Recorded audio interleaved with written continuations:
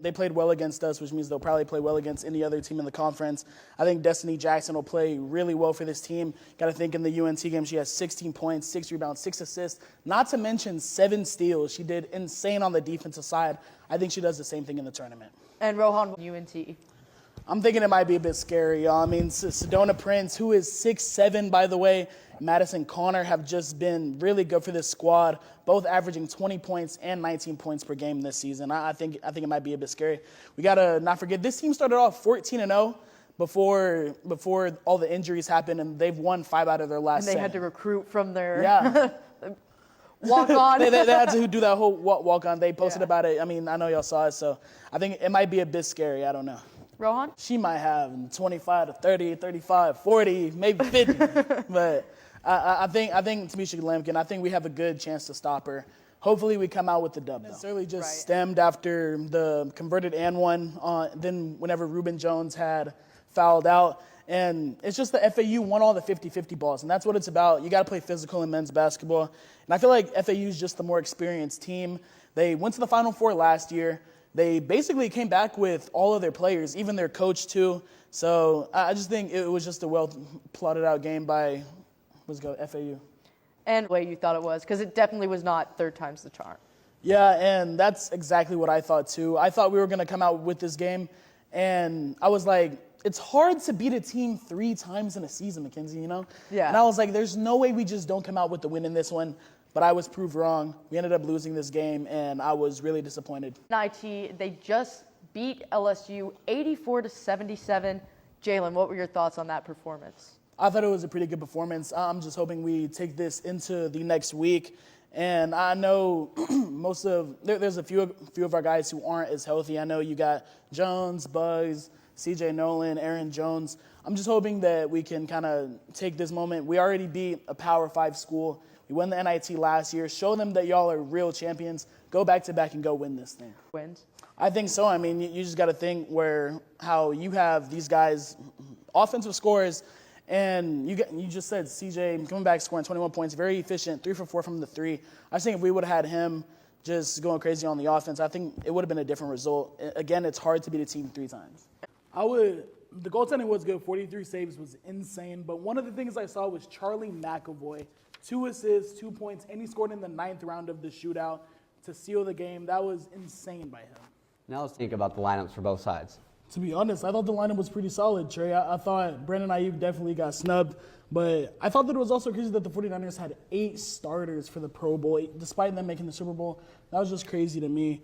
I thought the NFC had the better team offensively. Of course, you had guys that made it like Kittle, Hurts, CeeDee.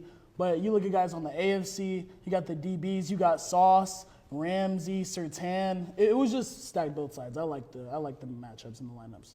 I was going to piggyback off that and say C.J. Stroud. I know that he's been good the whole year.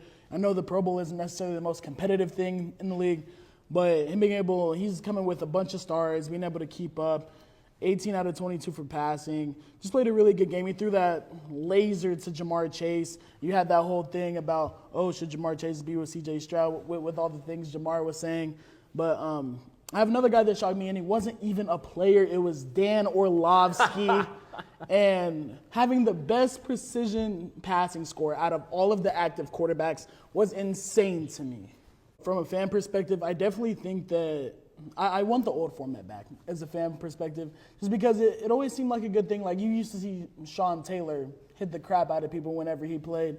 You used to see other players just tackle each other. It was just one of the greatest things growing up watching football. Then you get to like 2017, 2018, 2019. You're like, this isn't really the same. And that's whenever they started changing it. But I guess it's cool right now, but I definitely want to see tackling back. Precision passing, just because Dan Orlovsky made me love it.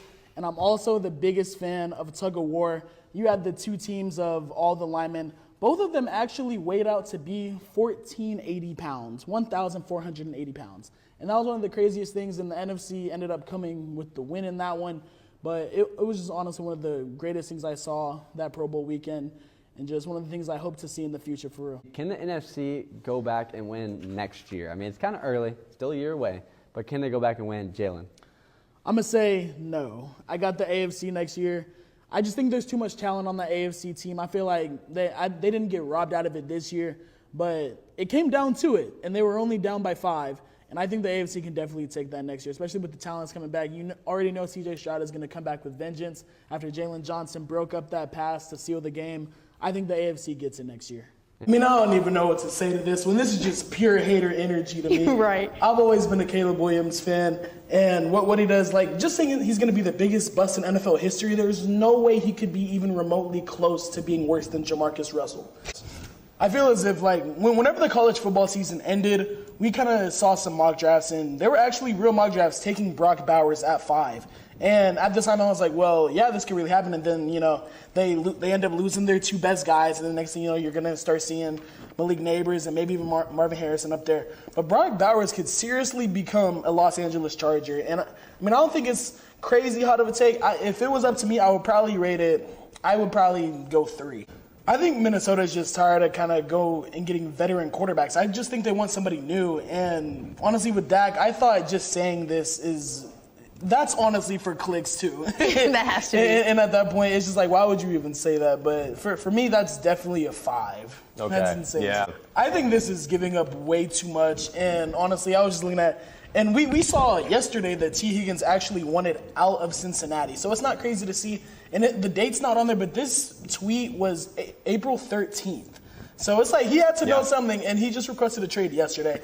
And just thinking about it, it's just crazy to say. I mean, the Bengals would be giving up way too much.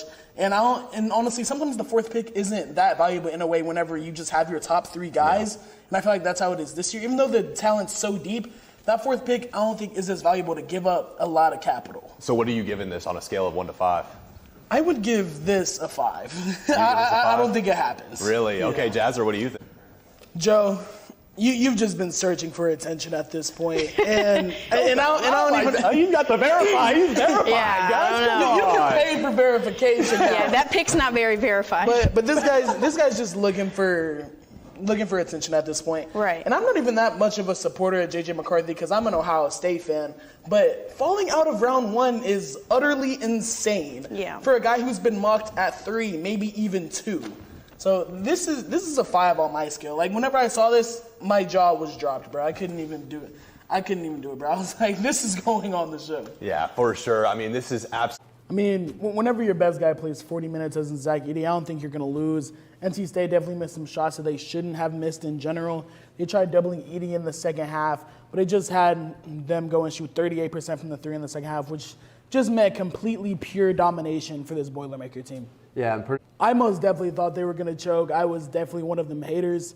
But the most impressive win to me was the Gonzaga win. And them going out there winning by, I think they won by like 12, 13. It was domination. Yeah, for sure. and just thinking of that, you saw Gonzaga win by 20 both games before. I know Kansas was missing their guy, but that's still a tough team to beat no matter what. But against Tennessee, Dalton Knecht had a great game. But Zach Edey having 40 and 16 rebounds, you can't beat that. I think that they were just definitely one of the most polished teams in the country. They were able to keep and replenish their guys that they had last year, and guys who understand their roles they were able to keep. And Dan Hurley's just an amazing coach, man. The way that he's able to lead this team, and they were able to go get Stephon Castle as a blue-chip freshman, he was insane. And I just think they just played great all year. One thing I really like from the Huskies is their ability to guard the perimeter.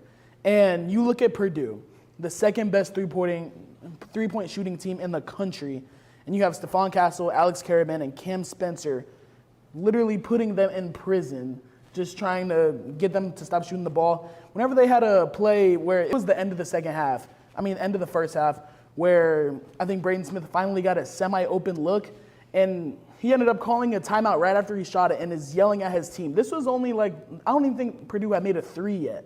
And Dan Hurley's yelling on the sideline, calling timeouts, like, we can't let them shoot those threes. And then they locked them up all game. That was the most impressive defense on the perimeter I've seen. Always somebody like Klingon, but sometimes I felt like he could have been a bit soft. I mean, I know y'all watched the Alabama game where Grant Nelson yammed on this man, and it was like, oh my crazy. Goodness. Like, he got up there, and it was just like he just put his hand up and just sitting there. And I just thought after that, I was like, this man isn't even, like, doing anything. But you saw him at the end of the game going crazy, getting buckets, just leading this team to a victory. And I feel like whenever he's on, he's on. But especially in the game, you have Zach Edey. It's hard to stop him. 37 points, 10 rebounds. He gave up some difficult twos to him, and he was getting back down all game. So I'm not going to say like he's not too soft, but he's a great player. But I feel like there's definitely some weak spots in there too. Yeah, I feel the same way. I mean, UConn's a second-half team, and we saw that during the regular season, and we saw that during the tournament. It didn't even have to be in the second half. I know you remember the 30-0 run they had against Illinois, so I just think it was definitely good for them. All right, let's go real quick. I mean, I honestly think it was the offense. I mean, Jake Ottinger, I think he played well. He really held his own. But whenever the Oilers have forwards like Hyman and McDavid, you can't have a good team without a good goalkeeper. And that's what the Stars have, and that's why they have a good.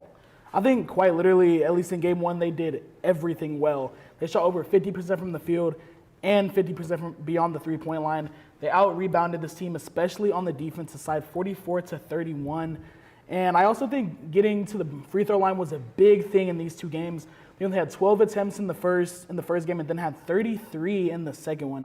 I think they really have found their touch, and I'm going to say this. I think it's because of the centers, too. Derek Lively and Daniel Gafford have kind of opened up a huge role to make Luka and Kyrie kind of get in their offensive rhythm and flow. I think it's been amazing for that. And just the rotations, I think it's really good for them, too. Yeah, take on this Mavericks team. Jalen, I'll go to you.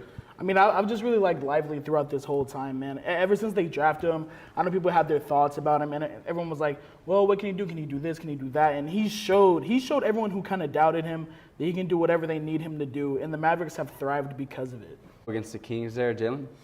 Honestly, I thought so. I mean, I think that they were supposed to do this. They're one of the best teams in the league. They have two of the best players in the league.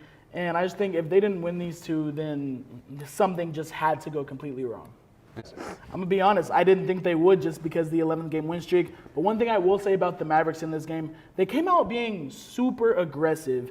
And it just seemed like everybody who was open was making shots. And you still have Kyrie, you got Luka getting in space. And then whenever they get double teamed, which they did a lot, especially during the Kings and during Houston, just pass it out to someone else and it's cash. The Warriors bench get way too hot. And they ended up going cold in the clutch of this game. They missed like 4 to 5 really good looks at the end.